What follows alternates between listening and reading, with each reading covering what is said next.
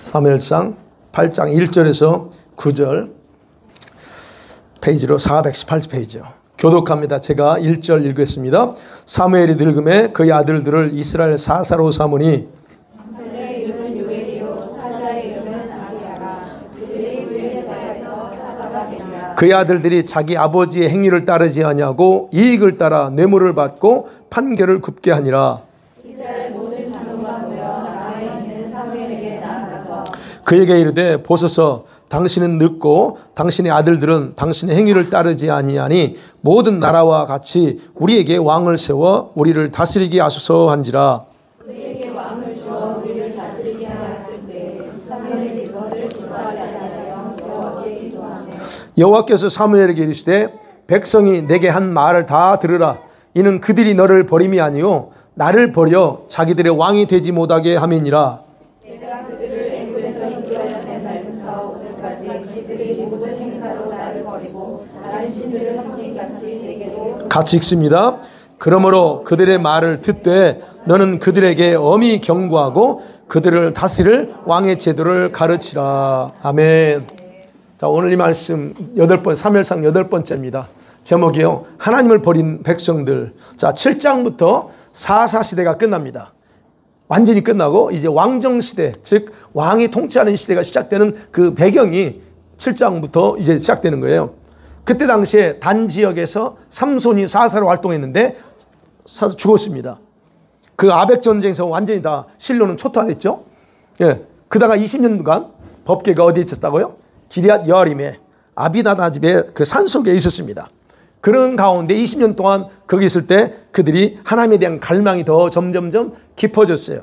그러자 하나님은 사무엘을 일으켜서 미스바, 회개, 대각성을 통해서 영적인 부흥을 일으킵니다.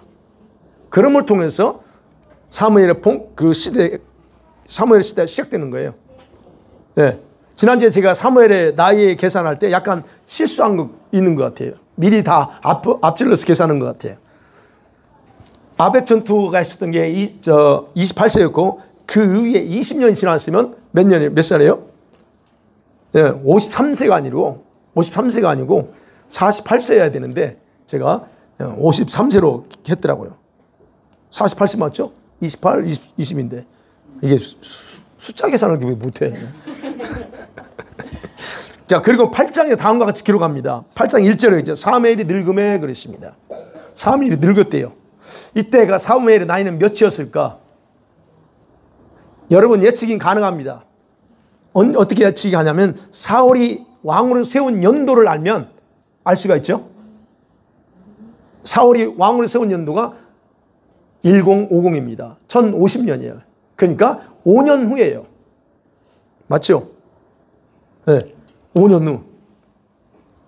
자, 그러면 어떻게 하냐? 나이가 53세입니다. 53세. 그렇다면 미스바 회개와 대각성이 위에 5년밖에 안 지났다는 거예요. 그러면 53세 우리가 아이고 젊네. 그런데요, 지금이야 우리야 젊다고 생각하지만 그때 당시는 달라요. 사무엘은 어렸을 때부터 성전에서 엄청나게 일하고 또 빡세게 쉬지 않고 했던 사람이야. 그래서 좀 더 빨리 은퇴할 수도 있어요. 네, 그런 부분 볼 수 있어요. 그럼 생각해보면 왜 8장에서 곧바로 이 사무엘의 노년에 일어나는 사건을 기록했을 건가 하는 거예요. 그거는 사무엘서의 기록 목적 때문에 그래요.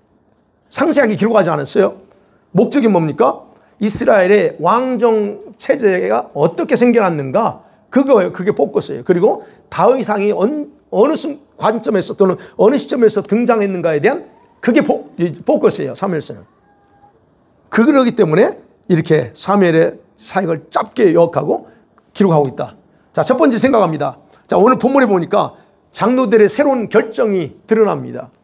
3절에 보니까요. 3절 내용에 보면 그래요. 사무엘이 크게 실수한 것 같은 내용을 기록하고 있습니다.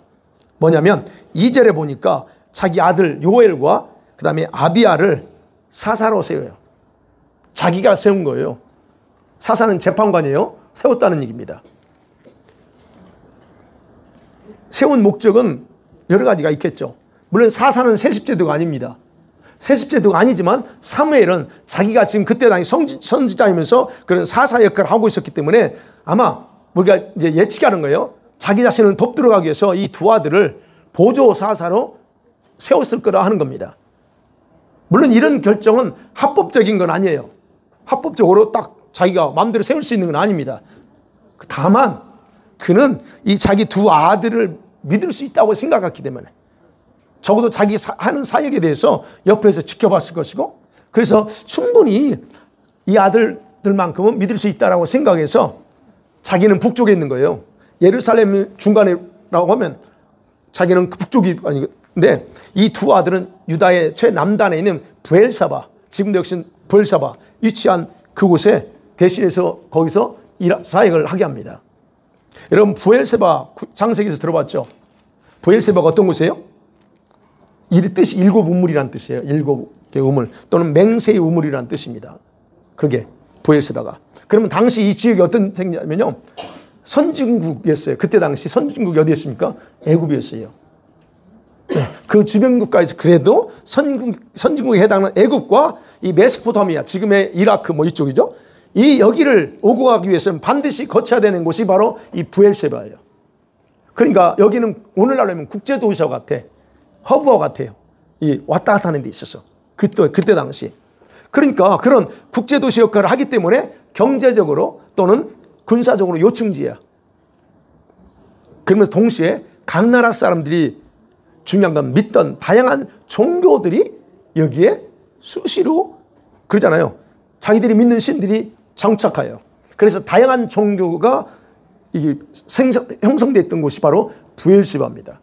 근데 그곳에 지금 사무엘이 자기 두 아들을 보낸 거예요. 그러면 사무엘은 어디 살아요? 사무엘의 집이 라마라고 하는 마을이에요. 거기서 80km 정도 떨어져 있습니다. 남쪽으로. 자, 그러면 사무엘이 이 두 아들을 그렇게 사사로 세운 이유는 자기가 늙었다고 그랬잖아요. 여기 보면 늙었어. 사무엘이 기록했기 때문에 자기를 늙었다고 표현한 거죠. 그래 늙었어. 그래서 이곳까지 와서 이제 감당하기 힘들었기 때문에 아마 그랬을 거다. 그리고 동시에 이렇게 사사를 거기다 두면을 통해서 블레셋, 항상 괴롭혔던 블레셋 간섭을 견제하기 위해서 그런 사사를 세웠을 거다라고 보통 일반적으로 우리 학자들이 그렇게 얘기합니다. 긍정적으로. 저도 그렇게 봐요. 잘못한 게 있으며 자기가 세웠던 건 그건 잘못했지만 그러나 그런 의미에서 볼 수 있다는 겁니다. 그런데 오늘 보니까 3절에서 이 두 아들이 아버지가 기대한 것만큼 하지 않아요. 참 아버지 마음대로 하면 좋은데 안 그래. 뭐라고 그래요? 3절 보니까 아버지 행위를 따르지 않고 이익을 바로 돈을 뇌물을 받고 재판했다는 말이에요. 이게 부모 밑에 있을 때는 몰랐는데 부모를 떠나서 보니까 이 녀석들이 돈을 너무 좋아했다 이것이 나오는 거예요. 자, 이런 상황이 얼마나 진행되는지 몰라요. 얼마나 진행되는지 모르지만 근데 문제는 이제 백성들의 장로들이 그 사실을 알았어요. 전부 다. 그래서 어떻게 해요? 장로들이 그 사실을 알고 사무엘이 살고 있는 라마에까지 찾아온 겁니다. 찾아와서 자기들이 뭘 결정했는가를 다음과 같이 통보하는 거예요. 자기들 결정상. 그게 5절이에요. 5절 같이 한번 읽어볼까요? 시작. 그에게 이르되 보소서 당신은 늙고 당신의 아들들은 당신의 행위를 따르지 아니하니 모든 나라와 같이 우리에게 왕을 세워 우리를 다스리게 하소서 한지라. 예, 그대로 통보를 정리하면 그렇습니다. 우리가 믿는 선지자는 당신은 늙었어요. 이제 그리고 뭐라고요? 당신의 아들들은요 뇌물 받고 재판해 줍니다. 그래서 더 이상 희망이 없어 보여요. 그런 거예요. 이 의미 그거래요. 더 이상 희망이 없어. 당신은 늙었지. 아들들은 저 모양이지. 그러니까 안 되겠어요. 우리들도 다른 나라 사람처럼 왕을 세웠으면 좋겠습니다 하는 거예요. 왕을 세워달라는 거예요. 왕을 세워서 통치하게 하는 게 더 기발한 아이디어라는 거예요. 물론 여러분 이 내용을 보면 장로들이 이렇게 결정한 건 동기는 있어요. 불만이에요. 불만. 아들들이 정직하게 안 했다는 얘기예요. 그래서 장로들 입장에서는 그런 동기가 합당할 수 있습니다. 그럴 수 있죠. 동기가 그러니까. 그러나 여러분 기억하셔야 될 건 이런 합당한 동기일지라도 그것이 잘못된 방향이나 하나님께서 좋아하지 않는 방향을 추구하게 되면 그게 문제라는 거예요. 뭐 무슨 그게 죄가 된다는 거야. 동기는 그럴 수 있어요. 그런데 그 동기가 죄를 지어도 된다는 건 아니라는 거예요. 잘못된 행동을 해도 된다는 의미는 아니라는 거예요. 자, 우리가 바로 이 부분에서 그럽니다. 우리들도 이런 일 앞에서 제일 많이 실수하는 부분이에요, 이게. 예.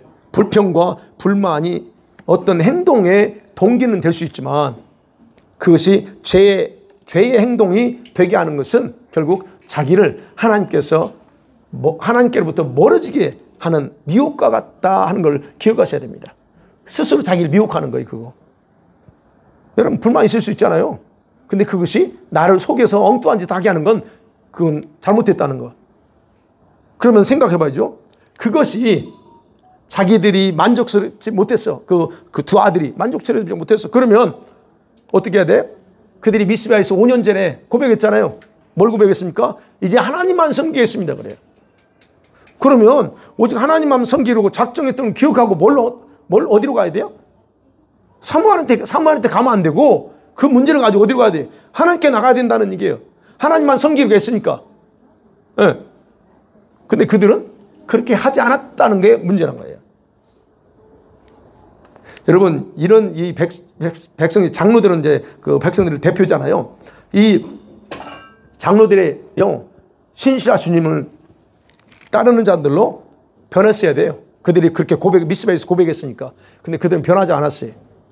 그들은 과거의 습관처럼 자기들의 머리를 맞대서 의논한 거야. 야, 이거 어떻게 하면 되겠냐. 네, 결정한 거예요. 예, 물론 아까 말씀드렸지만 사무엘 두 자녀들이 아버지처럼 하지 못할 수 있어요. 오늘도 마찬가지죠. 뭐. 두 자녀가 아버지 어머니 뜻대로 살아가는 사람도 있지만 반대인 경우 많으니까. 자, 그런데 그것을 빌미로 엉뚱한 행동과 결정을 한 것은 절대적으로 주님이 기뻐할 것은 아니었다는 거예요. 자, 사무엘은 그 요구를 들어요. 그래서 사무엘은 그 말이 뭘 의미하는가는 금방 기도하는 사람이니까 눈치채요. 그래서 어떻게 합니까? 기뻐하지 않아. 그래서 6절에 보니까 우리에게 왕을 주어 우리를 다스리게 하라 했을 때 사무엘이 그걸 기뻐하지 않다 그래요. 그래서 어땠습니까? 사무엘 마음이 아파. 어떻게 저런 의미를 아니까. 그래서 그 문제를 어떻게 나옵니까? 혼자 여러분 결정하지 않고 어디고 가요? 이거는 여호와께 기도하잖아요. 하나님께 가지고 나가. 하나님, 지금 장로들이 와서요 이렇게 하는데요. 이게 지금 사무엘 모습이에요. 여러분, 사무엘이 이 문제를 가지고 기도할 때 하나님께서 정확하게 장로들이 어떤 의도로 그런 결정을 했는지 파악하고서 말씀하는 게 7절입니다. 그들의 말을 다 들어주라는 거예요. 그들이 너를 버린 게 아니고 나를 버린 거야 라고. 네. 여러분, 장로들의 불만은 여러분 그 불만의 동기를 통해서 하나님께 대한 자신들의 내면에 깊이 숨겨져 있던 그런 뭔가 드러냈다는 것 뿐입니다. 뭔가 속에 있었던 것. 그런 그들의 행위는 어제 오늘만의 문제가 아니야. 출애굽 때부터 오늘까지 하는 모든 일마다 그렇게 했다라고 주님이 평가하는 거예요. 그죠? 8절에 그렇죠. 내가 그들을 애굽에서 인도한 날부터 오늘까지 그들이 하는 모든 일은 다 똑같아. 일관되게 똑같다는 거예요. 오늘만 그런 게 아니라는 거예요. 그러니까 그리고 나를 버리고 이방신을 따라갔어요. 그러니까 너 버린 게 아니야. 그들은 나를 버린 거야 라고 주님이 말씀하는 거예요. 그럼 장로들의 결정이 보세요. 곧 자신을 왕으로 인정하지 않았다는 거. 그걸 알면서도 하나님은 왜 사무엘을 통해서 그들을 설득하라고 지시하지 않을까요? 이러다가 너들 죽는다. 그러니까 설득해라. 하나님이 막 징계를 하지 않아요. 장로들 그렇게 설득해서 좀 다시 타일러라고 하지 않아. 왜 그럴까요? 타일러야 되는 거 아니에요? 근데 하지 않아. 예. 여러분, 왜 그런 줄 아세요? 하나님 타일러 할 필요 없어요. 이들은 이미 자기가 모든 것을 결정한 생각을 가지고 와서 지금 하나님께서 승인만 해주길 바라는 거예요. 사인만 해주세요. 내 계획은 이겁니다. 그러니까 아버지, 우리가 아버지 자녀잖아요. 사인만 해주세요. 요걸로 왔어. 주님께 물어보러 왔으면 곧바로 하나님은 자신의 생각을 말씀드렸을 거예요. 근데 그게 아니야. 이들은. 하나님은요, 저들의 내면의 고집을 꺾을 수 없다는 걸 아셔요. 그리고 그들의 결정대로 하도록 허용하는 거예요. 얼라우 해주는 겁니다. 그런 허용은 기뻐서 해주는 게 아니에요. 그럼 여기서 여러분 제가 중요한 거를 말씀드려요. 허용. 하나님 여러분에게 허용합니다. 왜 허용하실까요? 자기가 기뻐하는 게 아니에요. 기뻐하는 뜻도 아니야. 그런데 왜 허용해줘요? 막아야죠. 허용합니다. 아까 말씀드렸죠? 장로들처럼 자기들이 이미 무엇인가를 하기로 마음에 딱 결정한 대로 와가지고 요구해요. 그러면 사람들의 고집은 막을 수 없어요. 여러분들이 뭔가 가지고 마음 딱 결정 와서 나 이대로 할 겁니다. 안 해주면 나 죽어요. 그걸 누가 꺾어요?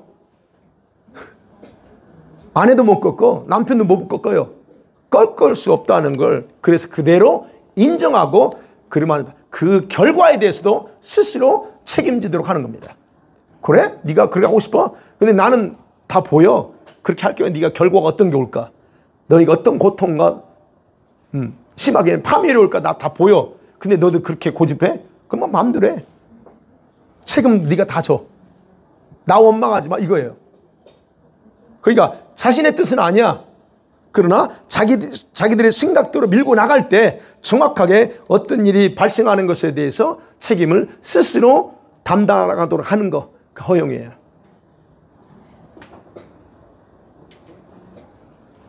여러분, 백성들이 하나님께 어떻게 할까요? 여쭤본 게 아니라고 그랬어요. 그럼 자기가 모든 거 결정한 것에 따라서 형식상으로 승인만 요구하는 거잖아요. 그러니까 알았어. 그래 알았어. 해. 이거예요. 그러면 그럼 백성들이 그 액션이 왜 필요할까요? 아니, 지들이 결정해서 지들이 하지 왜 하나님께 와서 뭐 해달라고 그래? 사모한테 해달라고 할 필요 없어. 지들이 하면 되지. 왜 필요해요? 근데 백성들 입장에 필요한 거예요. 그 절차가. 자기 마음대로 하는 것이 아니고 하나님께서 승인했어요 라고 하는, 그래야 자기가 안도감을 가져요. 네, 이거 중요한 부분이에요. 안도감을 가져요. 그래서 하나님은 사무엘에게 왕의 제도에 대해서 엄하게 경고하고 가르치라고 명령합니다. 그죠? 9절이 마지막 글이에요. 너 엄하게 경고해라. 너 말리지 마. 설득해라고 말하지 않고 너희들이 이렇게 했을 경우에 어떤 결과가 올 건가에 대해서 경고하라고 그래요. 여러분, 이 부분에서요, 우리들이 하나님께 실수하는 것 중에서 하나예요. 여러분과 제가 모든 걸 다 이미 마음으로 결정하고서 절차상 하나님께 물어보는 식의 기도하는 그런 태도들이 있어요. 여러분 있죠? 다 자기가 다 결정해놓고 하나님 사인해 주세요. 나 어디 가렵니다. 나 이사하려면 뭐 이사하든 뭐든 내가 다 할 테니까요. 주님은 사인해 주겠다. 보호만 해주세요. 다시 말씀드리면 자신이 어떻게 할 것인가를 이미 결정한 것은 단지 하나님께 통보식으로 기도하는 거예요. 우리 자녀들이 그 말합니다. 자기가 다 해놓고 통보해. 아빠 나 이거 할 거요. 물어보지도 않고 한다고 통보해. 그리고 해버려. 그리고 필요한 돈 도와주세요. 필요한 거 도와주세요. 그래. 우리 아이들이 그럽니다. 막 이런 식으로 한다는 얘기예요. 통보식이에요. 하나 앞에. 근데 여러분 기억하셔야 돼요. 우리가 그런 일을 할 수 있지만 하나님은 이런 기도에 절대 반응하지 않습니다. 하나님, 제가 이런 생각을 가지고 있는데 어떻게 할까요? 응답해 주세요. 인도해 주세요. 근데 하나님은 그런 요구에 대해서 결코 어떤 반응도 하지 않아요. 제가 또 조금 더 깊이 설명해 볼게요. 그러면 그렇게 기도한 여러분은 자신이 결정한 대로 마음이 움직이니까 마음에 뭐가 와. 그럼 그걸 응답이라고 여겨요. 그리고 일을 저질러. 응답 받았어 나. 주님께 기도했더니 이 마음 주대. 근데 이미 이 마음은 마음속에 깊이 있었어. 그리고 기도 하나님 이거 할까 말까요? 한참 하면 뭐가 와요? 해라. 이게 자동적으로 올라와요. 주님이 주시는 게 아니고 이미 마음에 결정했던 게 올라와. 그래서 그냥 저질러. 그러나 여러분 기억하세요. 그 결과는 평강이 아니라 사람으로 인한 고통 또는 재정으로 인한 어려움을 당합니다. 그런 것은요, 하나님의 뜻과 상관없는 허용의 결과일 뿐이에요. 하나님 막지 않습니다. 절대로 하나님은 이런 기도나 통보식으로 하나님께 승인 받으려고 하는 그런 것에 대해서 반응하지 않아요. 그러니까 여러분이 이제는 혹시 그랬다면 여러분 절대로 이런 식의 기도, 통보하고 하나님 사인만 해주세요, 이런 어리석음 행하지 마시기 바랍니다. 네. 그러니까 두 번째로 크게 생각하죠. 이제 10절부터 22절까지 보면 그래요. 왕의 제도에 대해서 사무엘이 설명합니다. 그러자 백성이 거절해. 그게 이제 전체 스토리입니다. 예. 하나님 명령을 받은 사무엘이 장로들 다 불렀습니다. 그래서 하나님께서 응답하셨다는 걸 말하지 않아요. 하나님 이렇게 응답해서 해주겠대 말하지 않습니다. 다만 하나님 명령한 대로 왕의 제도가 가지고 있는 그런 불합리함에 대해서 실제적인 내용을 쫙 알려줘요. 너희들이 왕을 세우면 왕이 이런 일을 할 거다. 첫 번째, 아들들 데리고 갈 거야. 끌고 갈 거다. 니들 사랑하는 아들들 다 끌고 가. 군대에 징집해서 전쟁하게 하고 거기서 군사도 훈련시켜서 뭐 장기도 만들 수 있고 베레벌리 한다. 그리고 그들을 자기 왕을 위해서 싸우게 만들 거다. 이게요. 그리고 때로는 그들이 저 왕이 너희 아들들의 노동력을 착취할 거다. 무기 만들고 병거 끌게 하고 이런 고된 일을 하게 할 거다라고 얘기해요. 그 다음에 또 딸들은 어떨까? 딸들에 대해서는 딸들을 데려가가지고 그 딸들을 얼마나 귀해. 그 딸들을 그 자기를 위해서 요리하게 하고 향료를 만들게 하고 떡도 굽게 할 거야. 그때 당시 떡이죠. 네. 그 다음에 밭에 포도원, 너희들이 농사 짓는 포도원, 감남원, 좋은 열매들은 다 그들이 뺏어가서 그들 병사들 먹고 신하들에게 줄 거야. 왕이 그렇게 할 거라는 거예요. 그러면 젊은 종, 너희들이 가지고 데리고 사는 젊은 종들이나 뛰어난 종들은 다 끌고 가서 자기가 원하는 일을 시킬 거야 라고 가르쳐줘요. 그 다음에 또 나와요. 제가 다 그냥 요약해서 말씀드릴게요. 너희들이 키는 양떼, 소떼, 거기서 좋은 것들에서 11조, 그러니까 10분의 1을 다 뺏어가서 자기 관리들, 신하들한테 다 나눠줄 거야. 이제 여러분 이렇게 자기 재산까지, 자기 자녀들까지 다 끌고 가고 그런 걸 한대요. 그러면서 말합니다. 그 결과 그런 일을 당하면 너희들은 그런 것에서 오는 고통과 아픔 때문에 너는 하나님께 울부짖을 거다 그래요. 그러나 그 다음이 중요한 거예요. 그러나 18절에 보면 그때 너희들이 아무리 울부짖어도 하나님은 그런 너희들의 기도에 울부짖음에 결코 응답하지 않을 거야 라고 말하는 거예요. 18절 그렇죠? 그날에 여호와께서 너에게 응답하지 않을 거라. 자, 이렇게 설명했어요. 그러면 보세요. 하나님께서는 장로들이 자기들의 세속적인 욕망이거든요. 욕심이거든요. 그에 따라서 하나님 자신을 버리고 주변 국가처럼 왕을 요구한 거잖아요. 그렇다면 이거는 자기의 생각과 상관이 없는 일이에요. 그렇기 때문에 그들이 부르짖을 때 안 들어주겠다는 거예요. 여러분 아까 서두에 말씀드린 자기가 통보식으로 모든 걸 결정해놓고 하나님 사인만 해주세요 해놓고 했을 때 오는 그런 고통 속에 여러분 부르짖을 때 하나님이 이렇게 반응하는 겁니다. 네가 결정했어 그거. 그리고 왜 나 원망하니? 이럽니다. 그때 우리가 고통당할 때 주님 어디 계세요? 옆에서 지켜봅니다. 이렇게 표현할게요. 봐요. 구덩이 넘어져 있어. 그냥 봅니다. 그냥.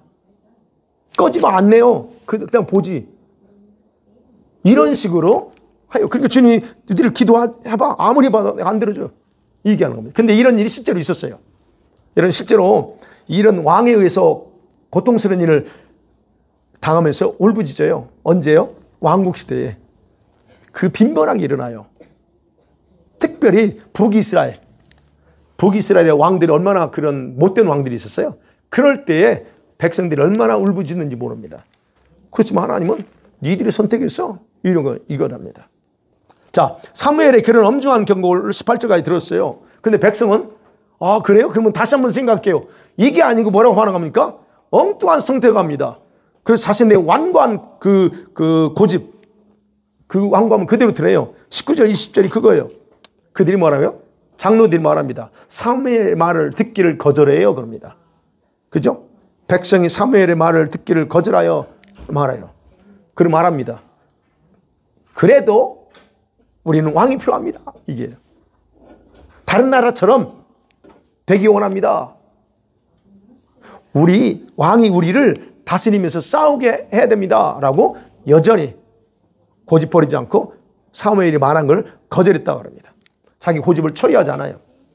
여기서 말 듣기를 거절했다고 그래요. 여기 19절에 보면 그 말, 이 표현은요, 하나님의 계명을 지키기를 거부했던 그 불순종했던 일을 이스라엘 백성이 했을 때 사용하는 단어예요. 하나님을 거절해. 그건 그때 쓰는 단어. 그들이 자기 욕심이 있잖아요. 고집에 귀가 막히고 그리고 눈이 먼 상태에서 자기들의 요구를 처리하고 반성하지 않아.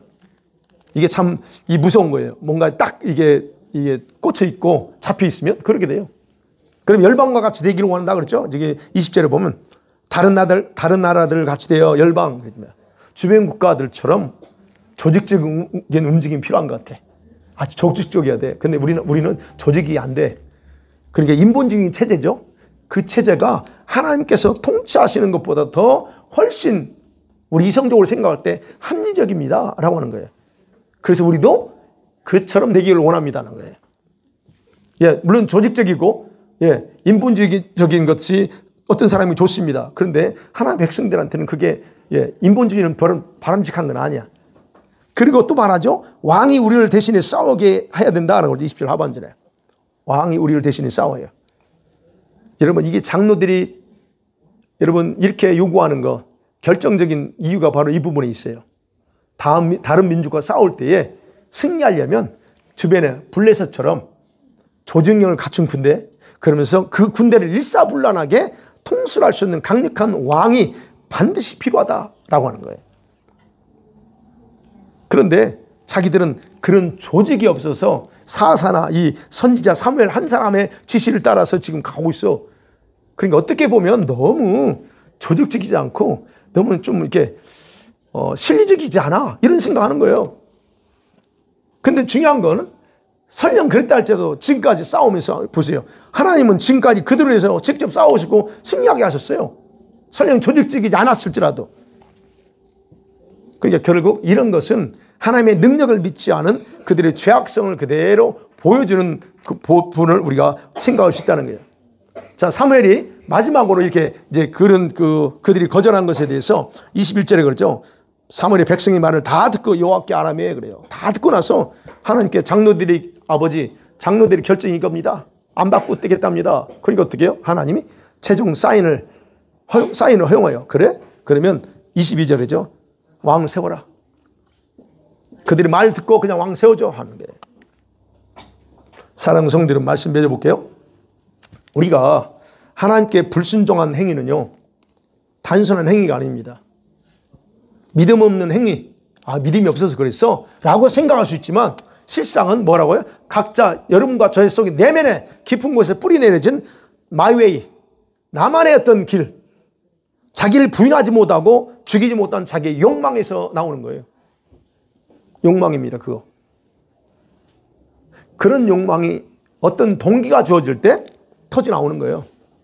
그러니까 우리가 보셔야 돼. 이 어떤 일에 대해서 여러분 반응이 부정적일 때 왜 그런가? 세속적인 욕망. 우리가 그렇게 표현할 수 있죠. 아이고, 세속적 욕망이라고 말할 수 있지만 그거는요, 여러분 자기만의 방법대로 하나님을 설득하거나 이용하려는 죄성이에요. 우리가 이런 욕망으로 고집 부를 때는 하나님께서 그냥 허용한다 그랬어요. 여러분 그런 경험 많이 했을 겁니다. 저도 참 많이 했네요. 이제 와서 참 이제는 절대 그런 거 안 하죠. 네. 그래서 여러분 허용과 하나님의 뜻을 명확하게 달라요. 허용은 우리의 고집과 욕망을 다루는 방법으로 사용하는 거. 하나님이 우리 욕망을 자꾸 부르니까 그래? 알았어 해, 이거예요. 근데 하나님의 뜻은 뭡니까? 하나님의 뜻은 자기의 기쁨이 반영돼요. 이건 내 뜻이라고 하면 하나님이 거기에 반드시 자기 마음과 기쁨이 반영되기 때문에 주님이 직접 개입해요. 그 일에 개입하거나 역사를 통해서 함께하는 것을 증명해줘요. 그래서 하나님의 뜻을 행할 때 하나님 함께하지, 내가 원하는 대로 행할 때 하나님 함께하다고 착각하지 마세요. 절대 그곳에 함께하지 않습니다. 이게 무슨 말인지 오해하면 안 돼요. 하나님 함께한다 항상. 그 차원이 아니에요.